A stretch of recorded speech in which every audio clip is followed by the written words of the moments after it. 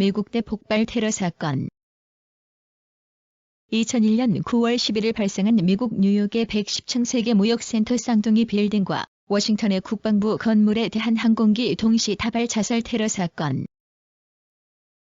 발생 일자를 따서 9.11 테러 사건이라고도 한다. 2001년 9월 11일 오전 9시부터 오후 5시 20분 사이에 일어난 항공기 납치 동시 다발 자살 테러로 인해 미국 뉴욕의 110층짜리 세계무역센터 쌍둥이 빌딩이 무너지고 워싱턴의 국방부 청사가 공격을 받은 대참사를 말한다. 사건은 4대의 민간 항공기를 납치한 이슬람 테러 단체에 의해 동시 다발적으로 이루어졌는데 시간대별 상황은 다음과 같다. 오전 7시 59분 92명의 승객을 태운 아메리칸 항공 소속 AA-11편이 보스턴을 출발해 로스앤젤레스를 향해 날아올랐다.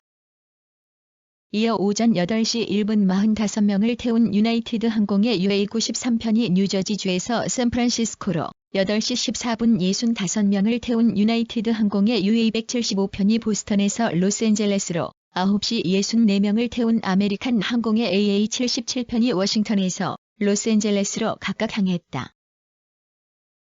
오전 8시 45분 AA-11편이 항로를 바꾸어 세계무역센터 북쪽 건물과 충돌한 직후인 오전 9시 3분 UA-175편이 남쪽 건물과 충돌하였다. 이어 오전 9시 40분 AA-77편이 워싱턴의 국방부 건물과 충돌하였고 9시 59분경에는 세계무역센터 남쪽 건물이 붕괴되었으며 오전 10시 3분 UA-93편이 피츠버그 동남쪽에 추락하였다. 10시 30분경 세계무역센터 북쪽 건물이 완전히 붕괴되고 이 여파로 인해 오후 5시 20분에 47층짜리 세계무역센터 부속 건물인 7호 빌딩이 힘없이 주저앉았다. 세계 초강대국 미국은 순식간에 아수라장으로 바뀌었고 세계 경제의 중심부이자 미국 경제의 상징인 뉴욕은 하루아침에 공포의 도가니로 변하고 말았다. 미국의 자존심이 일거에 무너진 것은 차치하고 이 세계의 대폭발 테러로 인해 90여 개국 2,800에서 3,500여 명의 무고한 사람이 생명을 잃었다. 사건이 일어나자마자 CNN 방송망을 타고 시시각각으로 사건 실황이 전 세계에 생중계되면서 세계 역시 경악하였다. 세계 경제도 이 동시 다발 테러 앞에서는 전혀 손을 쓰지 못했다. 국제금리가 단숨에 하락하고 세계 증권시장이 흔들렸다. 미국은 사건 직후 일주일간 증권시장을 열지도 못하였으며 미국을 오가는 모든 국제항공선도 차단되었다. 미국인들은 이 사건을 일컬어 제2의 진주만 공격으로 부르기도 하지만 미국 건국 이래 본토의 중심부가 외부의 공격을 받은 것은 이번이 처음이다.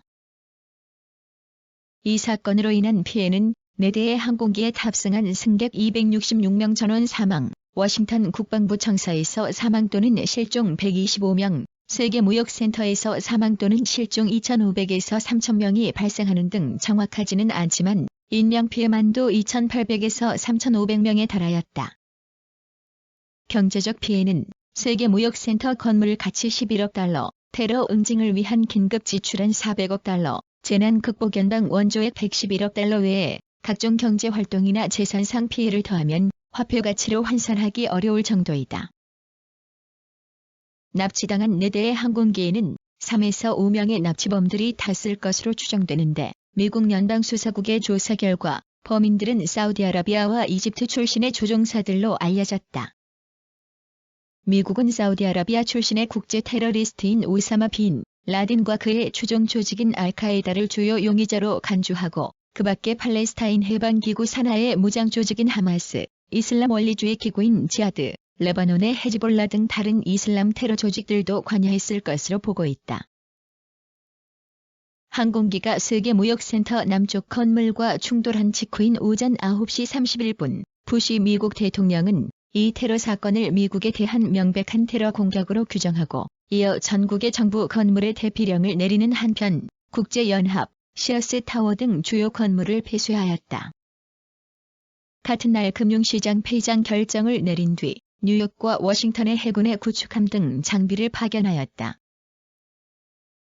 9월 12일 테러 개입자들에 대해 사전 경고 없이 보복할 것을 천명하고 이튿날 부시 대통령은 이 테러를 21세기 첫 전쟁으로 규정하였다. 9월 15일 빈 라덴이 숨어있는 아프가니스탄에 대한 지상군 투입 결정을 내리는 한편 아프가니스탄의 인접국인 파키스탄을 설득해 영공 개방 등의 약속을 받아내고 작전명을 무한 정의 작전으로 명명한 뒤 보복 전쟁에 들어갔다.